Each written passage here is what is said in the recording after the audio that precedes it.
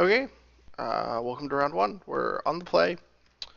Um, our opening seven has adequate lands, a ramp spell, a fatty, and an Oath of Nissa for card selection. So I think we're gonna keep.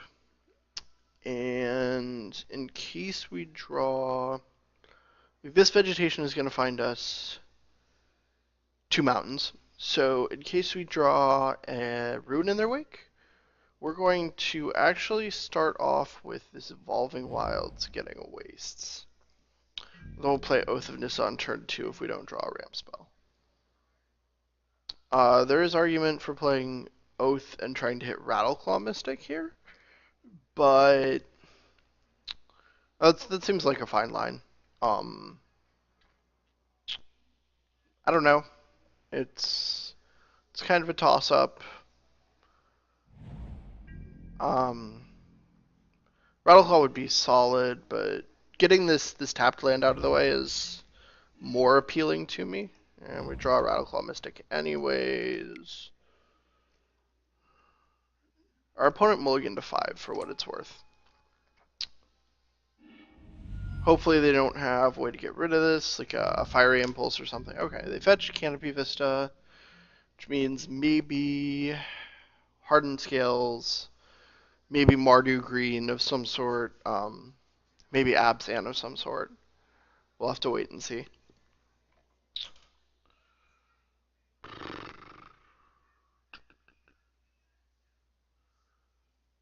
Question is, did they hit their second land drop? Because they did mull to 5, but they were on the draw, so. Okay. We're going to be able to play this Ugin on turn 4, I think. If our opponent doesn't. Okay. They know we're on ramp. They know their Den Protector isn't going to do much. They're playing it face up. Alright, so we had to Shrine into Explosive Veggies. And probably just get double red. We will not be able to play this Ugin next turn. Excuse me, we won't have the sixth land for. This is 6. Wait. 7 or more. Right. We won't have the 7th. We'll have 6 because of the Sanctum, but um, it won't turn Shrine on, so we won't be able to play it.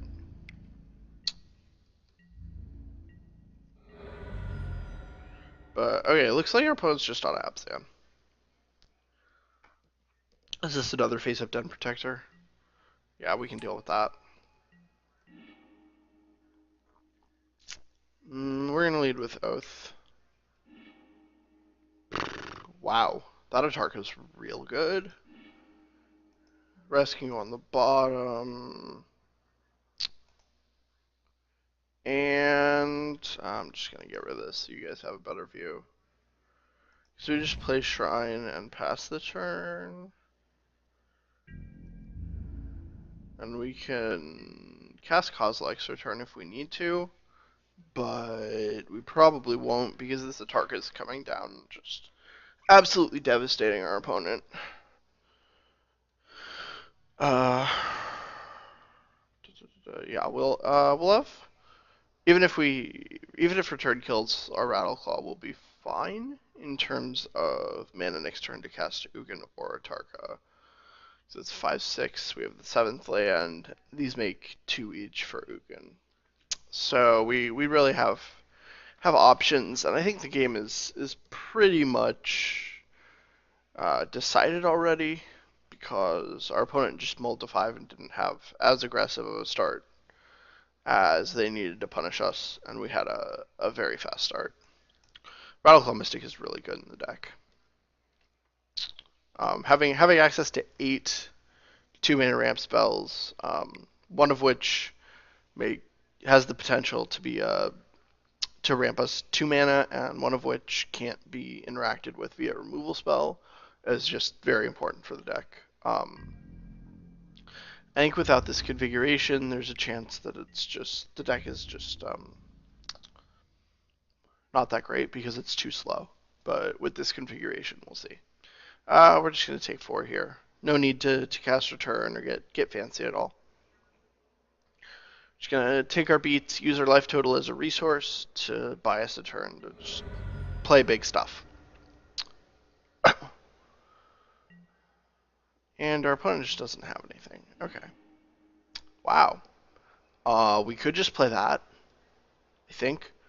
Let's see. So we're definitely playing this land. 1, 2, 3, 4, 5, 6, 7, 8, 9, 10. Yeah, okay. We're just gonna play this and get rid of our opponent's lands. Sacrifice the Sanctum for, I guess, a World Breaker.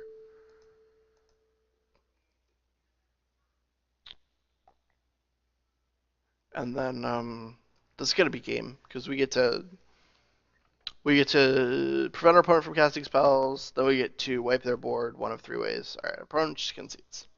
Cool. Sideboarding against Abzan. We want the roasts for sure.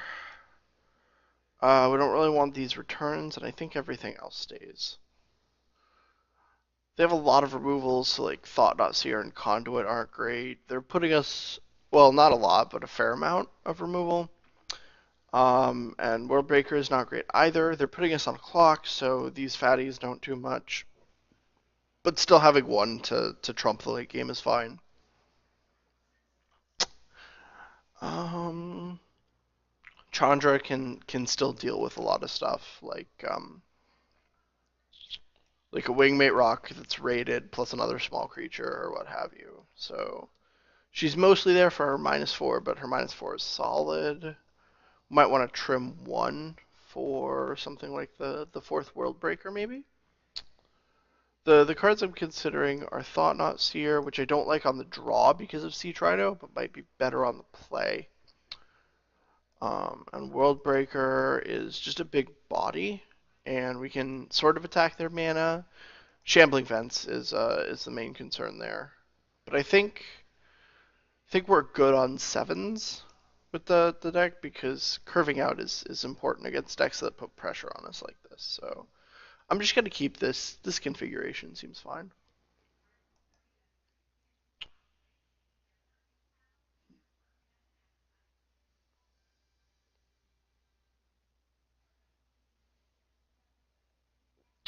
Just waiting for our opponent to finish sideboarding. I assume they're bringing duresses and transgresses in if they have them. Some of these like straight Abzan lists that aren't splashing blue are playing what is it, Pitiless Horde, the 5/3 with dash, and that can be a problem. But as long as we can ramp quickly enough and get creatures on the board, shouldn't be too much of an issue. We just have to keep it in mind when making decisions. Go away. All right. The stand is fine. Turn 3 Pilgrimage, turn 4 Pilgrimage. Do we get to cast turn 5 Ulamog? So I have 1, 2, 3, 4 lands in play after the Pilgrimage. Untap, player land, drop up to 5 lands, cast Pilgrimage again. 6, that puts us 6 in play and 1 in hand, not quite. The Shrine doesn't even, like, we untap, player 7th land, and the Shrine gets us, this is keepable. The Shrine gets us up to 8, I think, on turn 5, so we can cast an Ugin or basically anything in our deck except for the Ulamog in our hand. Hopefully Oath of Nissa finds us something good. We don't need the double mountain because Oath lets us cast Chandra, which is nice. But we still probably want one red source in case we draw an Atarka or roasts. We'll see. We'll see what our opponent does. Nice thing about this hand is that it's relatively resilient to discard effects. If the opponent plays Duress and takes Oath of Nissa, that's a little tough, but we still have ramp spells and we still have a fatty. It just slows us down a lot. If they play Transgress and take like Ulamog, Oath can find us another fatty. We're relatively well set. But what I would be scared of the most is duress into multiple creatures, multiple big creatures. So like Advocate or Face Up Den Protector into Anafenza or Siege Rhino, or just duress into Anafenza into Rhino. Okay, that's another shrine, which is gonna be real good. I'm just gonna lead off on this Oath. If it finds us a Rattleclaw Mystic, that would be really nice to play on turn 2. Look there, it does, yay. We're gonna have plenty of lands because of these pilgrimages. Plenty of lands for our natural land drops as well. So, go turn 2, Rattleclaw, turn 3, Pilgrimage. And then the Rattleclaw plus the second Shrine actually lets us cast Ulamog on turn 5. Which is awesome. Unless he gets transgressed right now, in which case we are SOL. Gotta find another answer. Or another threat.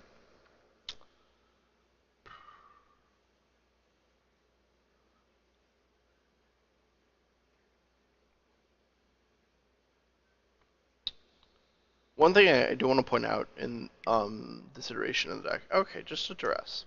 That is definitely fine. Takes one of our redundant pilgrimages. One thing I do want to point out about Shrine is that because we're not quite maxed out on Ugins, it doesn't have as big of an effect as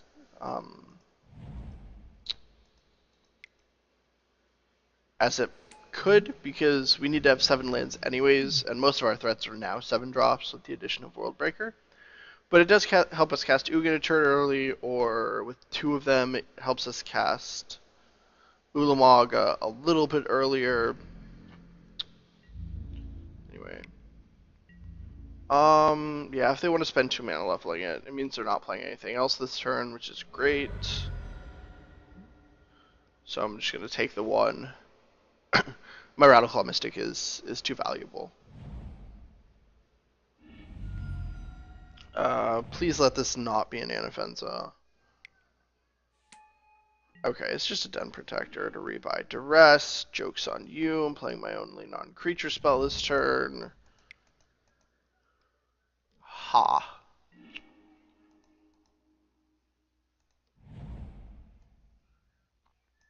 Not gonna attack with the Rattleclaw Mystic. 3, 4, 5, yeah. Not attacking with it.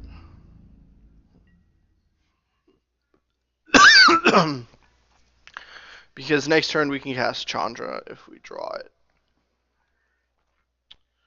And it just lets us, cast Worldbreaker a turn earlier. I suspect my opponent would just trade. The only card in our hand our opponent doesn't know, if they've been paying attention, is this 3rd Shrine. We revealed the Forest off of Pilgrimage. We revealed the Worldbreaker off.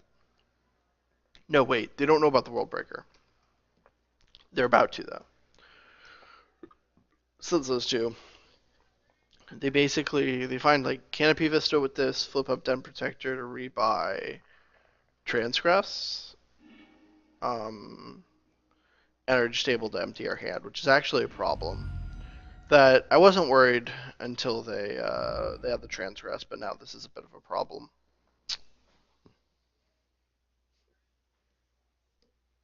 If they just attack us, oh, well, that's actually just more of a problem.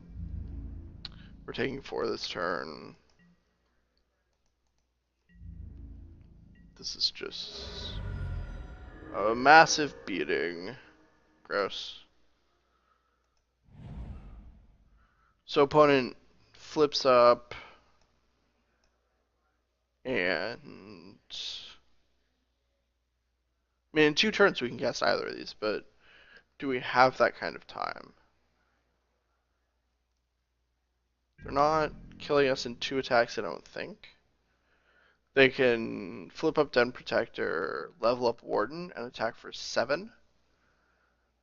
Okay, so they can kill us in 2 attacks if they don't get back Transgress. If they get back Dromoka's Command instead, or if they have something like a Rhino, because they flip a Den Protector, level up Ward, and attack for 7. The next turn they attack for 7 again, putting us down to 1 and Rhino us. But we'll see. I think they're probably getting back Transgress. That's the line you take when you with the knowledge they have. Us drawing the Ugin is actually quite solid. Hopefully they don't have anything to kill us with next turn. Or we draw Chandra and wipe their board. They grab the Ugin. Might be a mistake because when I hit 7 mana, I can cast Ulamog anyways. But okay. Um. So because they cast the Transgress that turn, we're actually just fine. Unless they have another one. And we don't draw anything. Getting a red source in case we randomly top deck not Chandra, Atarka. We can cast Chandra off of Oath no matter what. And Ulamog's coming down next turn. Even if they have a Rhino, they can't kill us this turn, but they can effectively kill us because they excuse me. They level up Warden, attack us for 7, put us down to 3, and then it doesn't matter that I Ulamog, unless I Ulamog exiling like Den Protector and Smoldering Marsh, which could be a thing instead of both creatures. But then they play the Rhino, or no, then they can't play the Rhino, right? That's the whole point of that line. But if they have another creature, I'm in trouble as well, like another Warden or something. We will see what they have. Worse, Duress would be real bad. Okay, they're just leveling. Because they haven't played a land in several turns, and because I'm worried about Rhino, I'm going to... Okay, they just played Advocate. Which means now I'm forced to exile 2 creatures in order to survive. Ruin in the Wake is a nice draw. Alright. 2, 4, 6. Bum, bum, bum, bum. And we're going to get rid of Den Protector and Warden. They very likely have a Rhino based on the way they've played, but fingers crossed that they don't have one or draw one. Abzan Charm would be a problem as well.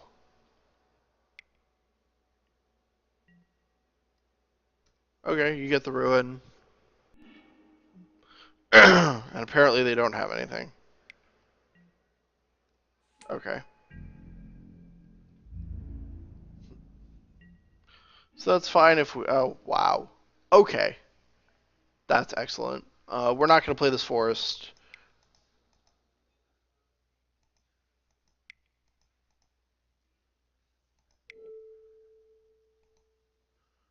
Because we might zero Chandra. But right now we're -3 and attacking.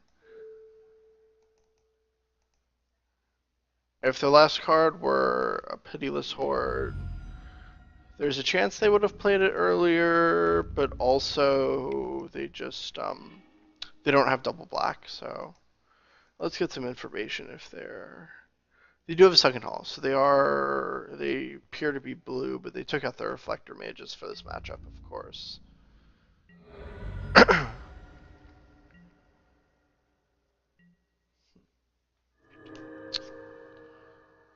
Okay. Oh no, sorry. Second hollow doesn't necessarily mean blue because of Flooded Strand, right? They it doesn't matter, we won. Alright, awesome.